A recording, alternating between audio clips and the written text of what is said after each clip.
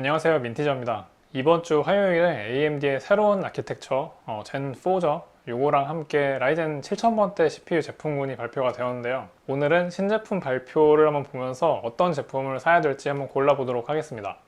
일단 가장 인상적이었던 부분은 싱글 스레드 성능이 최대 29%까지 상승을 했다는 부분이었는데요. 개인적으로 이런 프레젠테이션의 발표 수치를 그냥 그대로 믿지는 않지만 그래도 최상위 제품 기준으로 20% 이상의 싱글 성능이 올라갔다는 부분은 대단한 것 같습니다. 무엇보다 클럭 스피드가 엄청나게 올라갔다라는 부분이 특히 더 대단하다고 느껴졌는데요. 발표에서도 밝힌 것처럼 제조는 TSMC의 5나노미터 공정을 기반으로 하는데 클럭 스피드라는 거는 트랜지스터의 스위칭 스피드라고 하는 것과도 관계가 좀 있어요. 이게 트랜지스터를 껐다 켰다를 얼마나 빨리 할 수 있냐 이거에 대한 부분인데요. 이 트랜지스터 스위칭 스피드 성능도 클럭 속도에 영향을 주거든요. 그런데 이번 라이젠 7000 시리즈를 만든 5나노미터 공정에서는 트랜지스터 성능이 충분히 좋았다는 거죠. 이거는 뇌피셜인데 TSMC가 5나노미터 공정에서는 핀펫의 핀 높이를 7나노 때보다도 좀 더 높게 하지 않았을까 하는 생각이 들어요. 핀펫에서 핀이라는 거는 전류가 지나가는 통로라고 보시면 되는데요. 이 부분에 대해서 사실 자세히 얘기를 하면은 영상 한 편 분량이 되니까 지금은 넘어가는데 게이트 올 어라운드가 이런 부분의 성능이 가장 좋은 형태인 거고요. 아무튼 핀펫 트랜지스터의 성능은 핀 높이랑도 밀접한 관계가 있습니다. 일단 이 이미지에서 보실 수 있는 요 회색이라고 해야 되나? 요 회색 부분 있잖아요. 요거를 이제 핀이라고 부르는 건데, 그러니까 만약에 핀의 높이를 이렇게까지 올렸다. 이렇게 되면은 전류가 원래는 요만큼만 흐르던 것이 이 위까지 이렇게 흐를 테니까 이 윗부분에 대한 면적만큼 전류가 더 많이 흐를 수 있다는 거예요. 이 전류를 많이 흘린다라는 부분이 어떻게 보면은 트랜지스터의 성능이랑도 이제 연관이 있는 거거든요. 그래서 이 핀의 높이를 올리는 게 성능이랑 좀 연관성이 있다라고 볼 수 있어요. 만약에 이렇게 핀 높이를 올리는 그런 형태의 개선점이 아니라면은 이 핀의 개수 자체를 늘리는 방향으로도 개선을 할 수가 있는데요. 영상을 같이 보시면은 지금은 핀이 두 개죠. 이렇게 두 개만 있는데 이렇게 늘어났죠. 두 개에서 네 개로 늘어났다. 이러면은 이 모스펫의 성능이 좀 올라갔다 라고 볼 수 있어요. 그런데 이렇게 만드는 거는 이제 면적까지 같이 늘어나는 방향이기 때문에 이게 쉽지는 않겠지만 일부 크리티컬한 영역에는 이런 방향의 튜닝도 하지 않았을까 생각이 됩니다. 그리고 발표에서 보니까 총 15개의 메탈 레이어를 사용한다고도 얘기를 했는데요. A 15-layer telescoping metal stack has been co-optimized to deliver both high frequency and high density routing capability. 이거는 PCB 얘기가 아니고 CPU 내부에서 신호가 이동하는 통로를 몇 층으로 쌓았는지에 대한 그런 이야기인데요. 이것도 클럭 상승에 영향을 많이 준 걸로 보여요. 신제품 얘기하다가 반도체 얘기로 빠졌는데요. 아무튼 그렇게 새로운 제조 공정을 통해서 엄청난 폭의 클럭 상승을 이끌어냈는데 제 생각에는 라이젠 9000번대 제품이 나올 때쯤이면은 한 3나노 공정 적용을 통해서 여기서 또 한 번의 큰 동작 클럭 상승을 만들어내지 않을까 하는 생각이 듭니다. 그렇게 되면은 개인용 CPU에서 동작 클럭이 6기가를 넘어가는 모습을 볼 수도 있겠네요.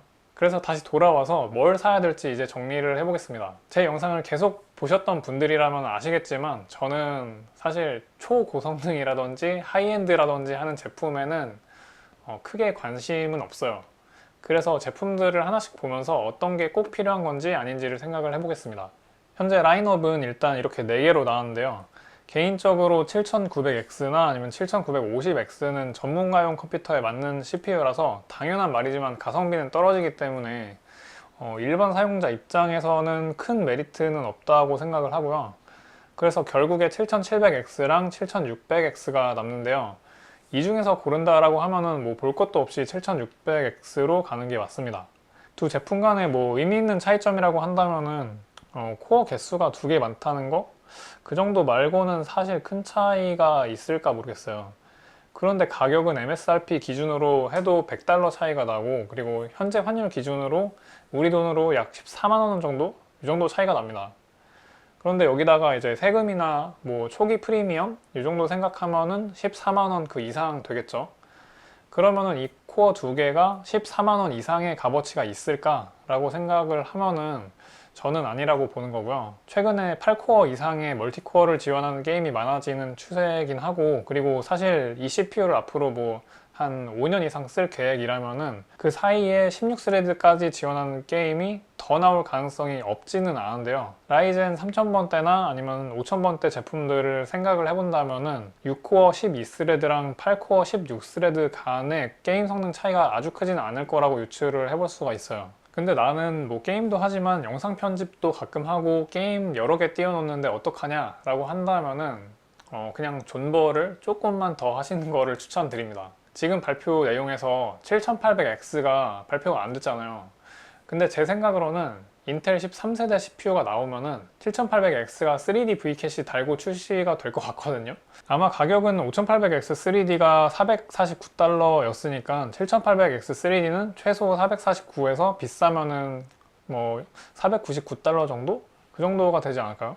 그럼 나는 지금 당장 사고 싶은데 뭘 사야 되냐? 라고 하면은 그냥 묻지도 따지지도 말고 7600X로 가시면은 가장 가성비가 높은 선택이 될 걸로 보여요. 근데 사실 라이젠 7000원대 신제품에 가성비를 찾는다는 것 자체가 말이 안 되기는 해요. 가성비를 찾으려면은 지금 뭐 5600 사는 게 맞는데 그나마 신제품 안에서 고른다면은 그렇다는 얘기예요. 그런데 AMD 주장대로면은 12900K랑 그리고 7600X가 몇몇 게임들에서는 동급인데 뭐 어느 정도는 걸러 듣는다고 쳐도 12900K는 지금 가격으로는 80만원 정도가 넘으니까 7600X 초기 가격 대략 한 50만원이라고 치면은 고사양 유저한테는 가성비가 있는 것 같아요.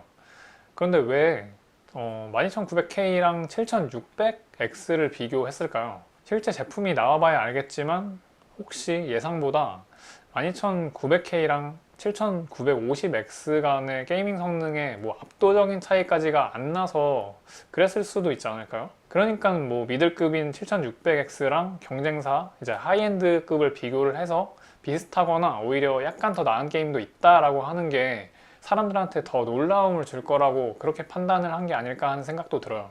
근데 뭐 이건 뇌피셜이에요. 그냥 왜 이렇게 비교했을까 하는 생각이 든 거죠.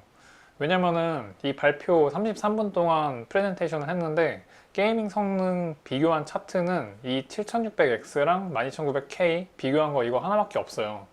그래서 다르게 말하면은 게이밍 관련해서는 이게 AMD에서 가장 보여주고 싶은 데이터라는 거죠. 근데 뭐 아무튼 실제 제품이 나와 봐야지 알겠죠? 괜히 제가 뭐 섣부르게 지금 이러쿵저러쿵 할 거까지는 아닌 것 같아요.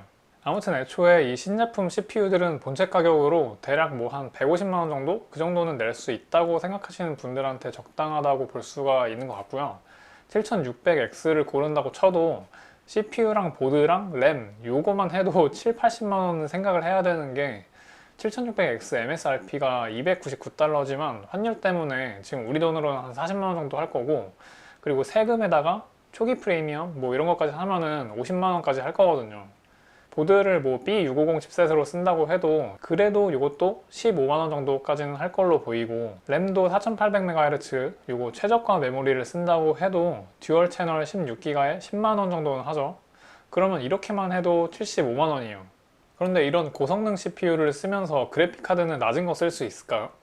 최소 RTX 3070 Ti나 3080 정도는 가야 될 것 같잖아요. 그러면은 뭐 본체 가격이 150 이상 가는 거죠. 물론 이게 뭐 나쁘다는 건 아니에요. 사람에 따라서 지금 내가 필요하고 그리고 금전적으로도 여유가 있으면은 신제품 사서 오래 쓰는 것도 좋죠. 이번 라이젠 7000 시리즈는 아시는 것처럼 DDR4를 지원을 안 해요. 그래서 그런지 DDR5가 왜 좋은지 이렇게 설명하는데 시간을 좀 많이 들이는 느낌이었는데요. 그래서 AMD에서 이제 X4라고 하는 거를 소개를 했는데, 저는 사실 처음에 이게 일반 메모리를 자동으로 오버클럭 해주는 건 줄 알고 꽤 괜찮겠는데? 라고 생각을 했는데 실제로는 XMP랑 비슷한 것 같더라고요. 그냥 튜닝 램에다가 오버클럭 프로파일 저장을 해둔 것 같아요. 그러면 뭐 XMP랑 똑같은 거죠. 그런데 DDR4를 지원 안 하는 거를 보면서 좀 이런 느낌이 들지 않으세요? AMD 스스로 정말 이제 우리가 제품 경쟁력에서 인텔을 넘었다 이렇게 생각을 하는 게 전해지는 것 같아요. 반대로 인텔은 이렇게 가성비를 챙겨주는 모습이 계속 보이는 게, 곧 나올 13세대 코어 프로세서도 12세대랑 동일하게 LGA 1700 소켓에서 동작을 하고, 그러면은 DDR4도 지원을 할 거거든요. 일반적으로 인텔은 AMD에 비해서는 신제품이 나올 때 소켓 규격을 자꾸 변경을 했잖아요. 그런데 이번에는 안 바꾸고 DDR4까지도 지원을 해주는 거죠. 13세대까지도. 그래서 뭐랄까 힘의 균형이라고 해야 될까요? 이게 움직이는 게 좀 눈에 보이는 것 같아요. 하지만 뭐 그래도 인텔은 인텔이죠. 칩질라라는 별명을 가진 인텔인데, 칩질라가 뭐냐면은 칩의 고질라라는 뜻이에요. 그만큼 고질라처럼 이 반도체 이런 업계의 사이즈가 큰 회사다라는 거죠. 그런 칩질라가 이렇게 꼬꾸라질 것 같지는 않고 분명히 다른 엄청난 제품을 가지고 나올 거라고 보고요. 그리고 그래줘야만 돼요. 그래야만 소비자한테 더 좋은 환경이 될 겁니다. 아무튼 신제품이 나올 때쯤에 저도 이제 수소문을 해서 빠르게 성능 확인을 해가지고 또 영상으로 만들어 보도록 할게요. 그러면 오늘 영상은 여기까지입니다. 오늘도 봐주셔서 감사하고요. 행복한 하루 되세요.